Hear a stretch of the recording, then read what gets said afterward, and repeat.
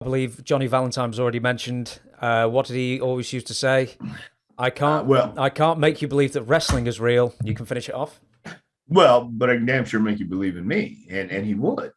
And one of the greatest compliments, man, I got from Johnny Valentine. I worked a town with him, and went. Larry Lane and I wrestled 15 minutes in the match.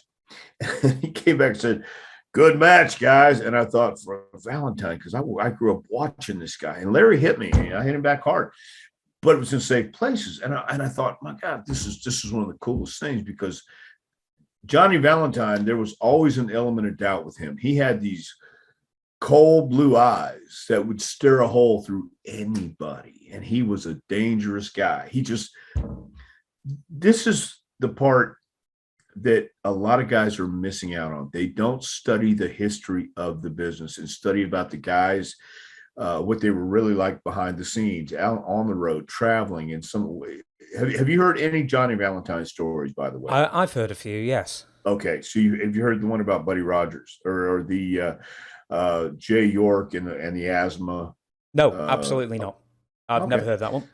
well, I'm not condoning this. I'm just saying this is an insight into Johnny Valentine. And when I heard this, I thought, man, this is it's not going to put. Well, okay, look.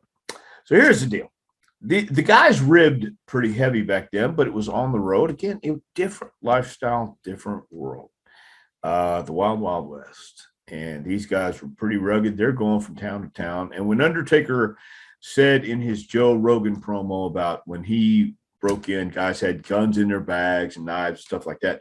That was to protect them from the fans back then, because the fans back then, there was real heat. They would slash the tires, break the cars, break the windows in the cars of the heels.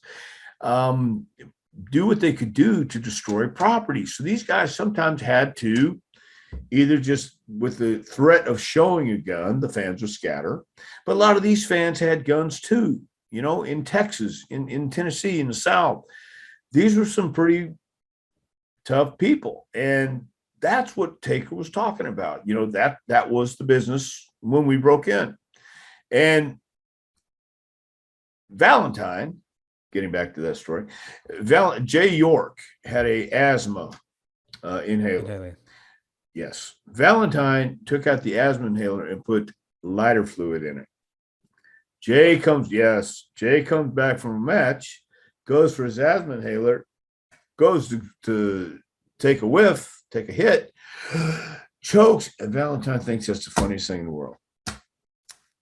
Jay gets his gun out of his bag, shoots Buddy Rogers Halliburton. It hits Buddy's Halliburton, and it's loud in the dressing room, as you can imagine. And as the story goes, obviously I wasn't there, but this is an old time story. This is legendary.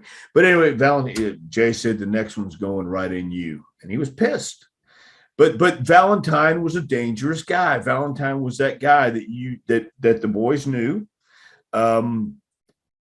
He was tough, and you'd make money with him, and he was who he was, but you didn't know about behind the scenes like that unless you were there, unless you knew and were part of it. And I always tell the guys, you can find out about some of the guys, like a Dr. Jerry Graham, like a Boris Malenko, like Keith Adrian Adonis. These guys were not normal people. They weren't. They were not what you would call normal people. But neither was Jeffrey Dahmer, and he wasn't famous either. Okay?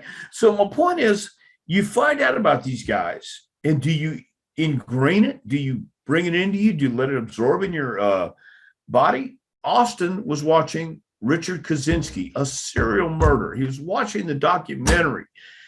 When Jeannie said, "Don't let your tea get stone cold," it was, if without that moment, we don't know. Would it have been Stone Cold? Would it have been Chili McFreeze? Whatever it is, those are the moments that you have to be open for, and you can't be looking for them all the time, but you got to be ready when they hit you.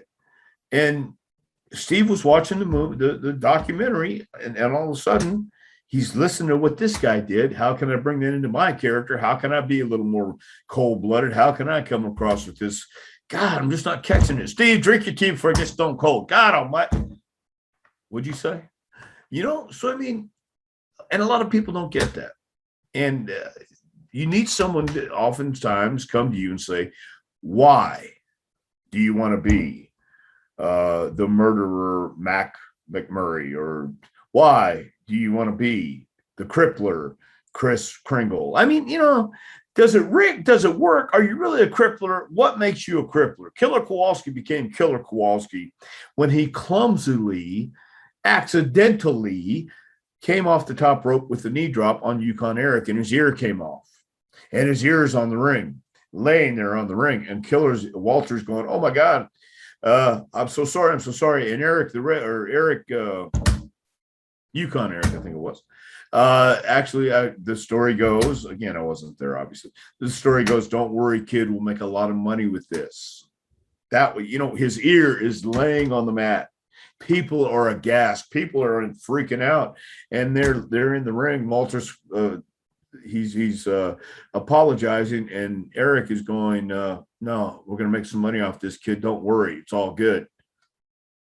Okay, so they're not normal people. He became Killer Kowalski after that, and he used it his whole career. One of the nicest men ever in the business. Just a great, great man. So, if you study the history of some of these guys, learn the background, even the fictitious background, then you get to the real stuff, and then you learn, how do you find that? You investigate. You have to talk to people. You got to get in there. And a lot of guys just don't do it these days, I don't think. And then you can learn so much from the past, not just from wrestlers. I mean, look at some of the people who've come down the pike, from musicians, rock and rollers, any entertainer. Just look at them and see what idiosyncrasies they have. See if you can identify. See if you can make it your own. Because not everybody knows about everybody. Not everybody knows about G.G. Allen. And there's some idiosyncrasies he had that I hope nobody acquires. But Johnny Valentine had some of those that G.G. had, which again is interesting in itself. And you're going, this guy was a main eventer everywhere he went, and he wanted to do this. So and it not only does it make you question, but it makes you wonder, how did that apply when they came to the ring? What was going on in their head, once the match was over? So anyway, those are things that everybody needs to think about, and they don't a lot of times.